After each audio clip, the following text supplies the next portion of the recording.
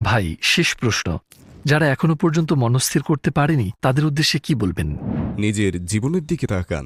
আপনি কেন এই পৃথিবীতে শ্বাস নিচ্ছেন? আপনি কেন বেঁচে আছেন? আপনার জীবনের উদ্দেশ্য কি? হাই স্কুল শেষ করলেন, ইউনিভার্সিটি থেকে স্নাতক হলেন, ঠিক আছে।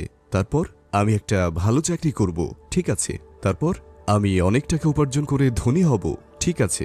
তারপর এই সবগুলোই মাধ্যম। যেভাবে যাচ্ছেন আপনি, আমাকে পথের বর্ণনা দেবার প্রয়োজন নেই। আপনার গন্তব্য কি? এই সবকিছু কি মানুষের লক্ষ্য?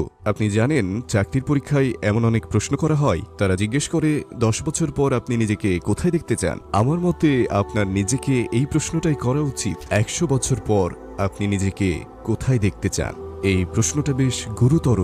ভেবে দেখুন, 100 বছর পর আপনি কোথায় গিয়ে পৌঁছাবেন? উত্তরটা আমি দিচ্ছি। অবশ্যই তখন আপনার জায়গা হবে মাটির গভীরে, এর কোনো ব্যতিক্রম হবে না। আপনি কি একজন মুসলিম? হ্যাঁ, অবশ্যই। ধর্ম হিসেবে ইসলামের সবচেয়ে বড় নির্দেশনা কোনটি? ইবাদত, সালাত। কেন আপনি সেটা আদায় করেননি? আপনি দিনে 12 ঘন্টা কাজ করেছেন, আপনি একটা নির্দিষ্ট বেতন পেয়েছেন, আপনি বসকে খুশি করতে অনেক চেষ্টা করেছেন, আপনি সালাতের চাইতেও আরো অনেক কঠিন কাজগুলো করেছেন। কিসের জন্য?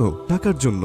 আর অন্যদিকে আপনার রব আপনাকে অনন্ত জান্নাত দেবেন, একটা শাশ্বত অফুরন্ত জান্নাত। তিনি আপনার কাছে অসম্ভব কিছুই চাননি। তিনি শুধু চান আপনি দিনে 1 ঘন্টা সালাত আদায় করবেন, যেটা পুরো দিনের মাত্র 4%-এরও কম সময়। সালাত আদায় করতে গিয়ে আপনাকে কোনো কষ্ট সহ্য করতে হচ্ছে না, কাঁধে ভারী বোঝা বহন করতে হচ্ছে না। লোকে টাকা দিয়ে ধ্যান করে, মানসিক শান্তি আর আত্মার শান্তির পেছনে খরচ করে। সালাত আপনাকে মানসিক শান্তি দেয় এবং পার্থিব জীবনে প্রশান্তি দান করে। এটা আপনাকে এই দুনিয়ায় সুখী করে আর আখিরাতে অনন্ত জান্নাত পাবার চাবিকাঠি হয়ে উঠবে। এরপর যদি মনে হয় সালাত না আদায় করাটাই যুক্তিযুক্ত, সেটাই করুন। আপনি 12 ঘন্টা কাজ করে নির্দিষ্ট বেতন পাচ্ছেন, আর অন্যদিকে রয়েছে অনন্তকালের জান্নাত। কিন্তু আপনি বলছেন, এই অনন্ত জান্নাতের জন্য আমি প্রতিদিন 1 ঘন্টা সালাত আদায় করতে চাই না। এর কোনো মানেই হয় না। আজানে আহ্বান করা হয়, হাইয়া আলাস সালাহ। আল্লাহ বলছেন, সালাতের দিকে এসো। তিনি আমন্ত্রণ জানাচ্ছেন, কিন্তু আপনি বলছেন, আমি যাচ্ছি না। হে আল্লাহ, আমি হাজিরা দিচ্ছি না, আমি আপনার দরবারে হাজির হচ্ছি না। আপনি হয়তো কথাগুলো মুখে বলছেন না, কিন্তু সালাত আদায় না করে আপনি ঠিক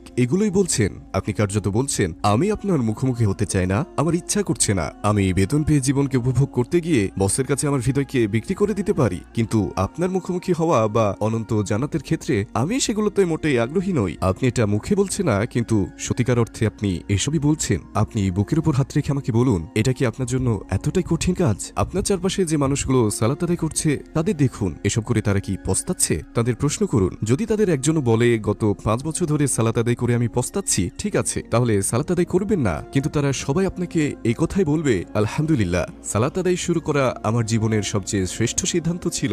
আপনি এখনো কেন অপেক্ষা করছেন? সমস্ত কিন্তুতে আর সমস্ত যদিতে ফুল স্টপ দিন। আমি আমার স্কুল শেষ করব, এরপর আমি বিয়ে করব এবং সালাত আদায় করা শুরু করব। যখন আমি জীবনে থিত হব এবং সবকিছু স্বাভাবিক হয়ে আসবে, আমি তখন শুরু করব। আমি শুরু করতে চাই, কিন্তু আমার কাজ, আমার পরিবেশ এখন ঠিক অনুকূলে না।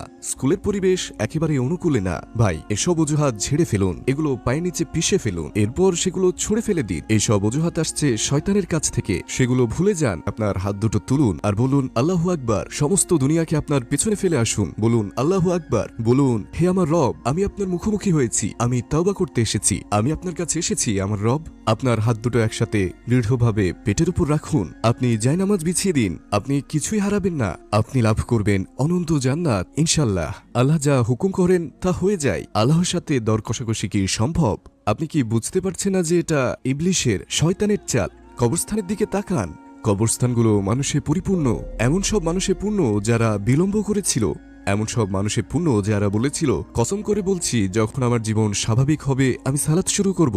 আমার পরিবেশ অনুকূলে নয়, তাই আমি পরে সালাত আদায় করব। আমি পরে করব বলাটা সবচেয়ে বড় বোকামি। কবরগুলো এমন সব হাজারো লক্ষ মানুষে ভরে আছে যারা এখন অনুতাপ করছে। সালাতকে পিছিয়ে দেওয়ার জন্য মানুষ আযাব ভোগ করছে। বলুন বিসমিল্লাহ। আপনার জায়নামাজ বিছিয়ে বলুন, আমার রব, আমি আপনার কাছে এসেছি সমস্ত কিন্তু যদির অবসান ঘটিয়ে।